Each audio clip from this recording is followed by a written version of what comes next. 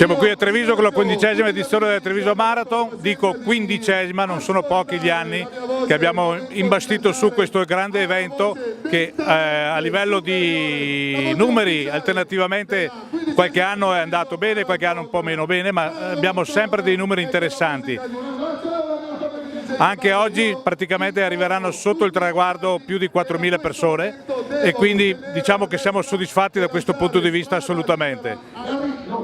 A livello organizzativo stiamo andando benissimo perché abbiamo già liberato la zona partenza dopo mezz'ora, avevamo già liberato tutto, quindi credo che proprio non ci sia nessuna possibilità di lamentele da parte dei cittadini trevigiani. Ed ecco, signore e signori, preparatevi, il re della Treviso Marathon,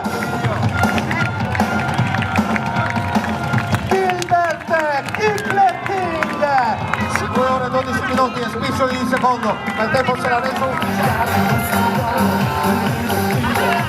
Viene demolito a Treviso! Treviso si chiama Gilbert Ciumba.